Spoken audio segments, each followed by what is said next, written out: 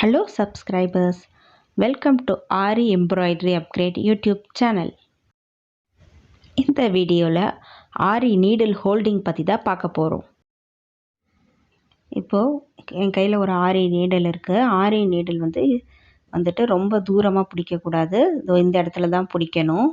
அப்புறம் பார்த்திங்கன்னா இந்த 3 விரலுக்கு தான் ப்ராப்பரான ப்ரெஷர் இருக்கணும். நம்ம ப்ரெஷர் இந்த 3 விரலில் தான் கொடுப்போம், மற்ற விரல்லாம் ஜஸ்ட்டு சப்போர்ட்டுக்காக தான் இருக்கும்.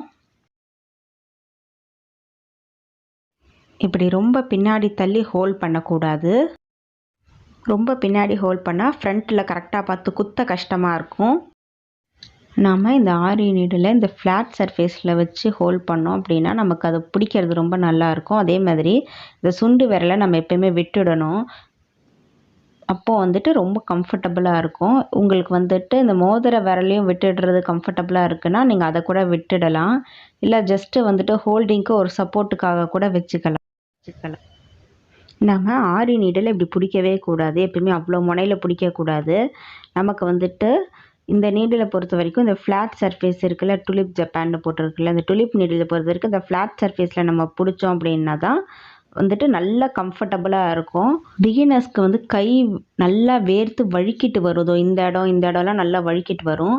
ஆனால் இந்த இடத்துல எப்பயுமே வழுக்காது. ஏன்னா அந்த ஃப்ளாட் சர்ஃபேஸ் ப்ளஸ் அதில் சைஸு அந்த டுலிப் ஜப்பான் அந்த இதெல்லாம் என்கிரேவ் ஆகிருக்கிறதால அந்த இடத்துல வழுக்காது. இப்படி தான் 90 டிகிரியில் வச்சு போடுறோம். நல்லா செங்குத்தாக வச்சு குத்தி பார்க்குறோம். இப்போது பிகினர்ஸ்க்கு நீடில் ப்ராக்டிஸ் அப்படின்றது ரொம்ப ரொம்ப முக்கியம். இப்போ ஜஸ்ட்டு ரேண்டமாக அங்கங்கே குத்தி பாருங்கள், குத்துங்க, வெளியில் எடுத்து பாருங்கள். இப்போது ஊசியை கிளாத்தில் குத்திட்டு அதை திருப்பாமல் டேரெக்டாக தூக்குறேன் பாருங்கள்.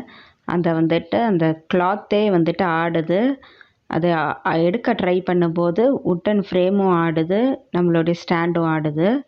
ஸோ அதனால் டேரெக்டாக அப்படியே எடுக்கிறது அப்படின்றது நல்ல விஷயம் கிடையாது. பாருங்கள், ஓட்டையும் விழுந்துடுச்சு. இப்போது இந்த மாதிரி ஓட்டையாக வராமல் இருக்க தான் நம்ம நீடில் ப்ராக்டிஸ் பண்ணணும். அது ரொம்ப முக்கியம்.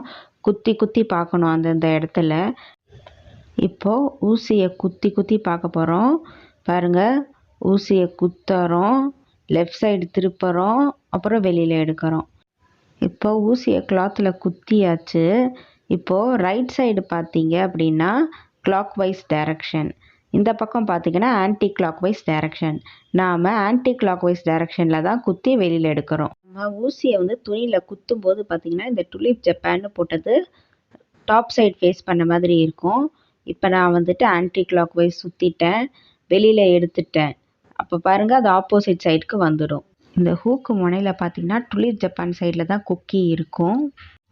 இப்போ நான் ஊசியை குத்துறேன், ஆன்டி கிளாக் வைஸ் திருப்புறேன். இப்போ பொறுமையாக ஆட்டி வெளில எடுக்கிறேன். குத்துறோம், ஆன்டி கிளாக் வைஸ் திருப்புறோம், ஆட்டி வெளில எடுக்கிறோம். பிகினர்ஸ் லெவலில் நீடில் இந்த மாதிரி துணிக்குள்ளே குத்துறது, அதை சுற்றி பொறுமையாக ஆட்டி எடுக்கிறது, இதை பழகிக்கிட்டாலே அடுத்தடுத்து நல்லா ஸ்டிச்சஸ் போட வந்துடும். இப்போது கிளாத்துக்குள்ளே நீடில் இன்சர்ட் பண்ணுறேன். அப்போ டுலிப் ஜப்பான் அப்படிங்கிறது நார்த் சைடு ஃபேஸ் பண்ண மாதிரி இருக்கும், டாப் சைடு. திருப்புனா சைஸ் தெரியும். ஒரு வேளை ஃபுல் ரொட்டேஷன் பண்ணிவிட்டு வெளியில் எடுத்து பார்க்குறோம் அப்படின்னா அப்போ திருப்பி டுலிப் ஜப்பானே தெரியும். ஒரு ஃபுல் சுற்றிட்டோம் அப்படின்னா திருப்பி டுலிப் ஜப்பான் டாப்புக்கே வந்துடும் சைஸுக்கு பதிலாக. தேங்க்ஸ் ஃபார் வாட்சிங். ப்ளீஸ் லைக் பண்ணுங்கள், கமெண்ட் பண்ணுங்கள், ஷேர் பண்ணுங்கள்.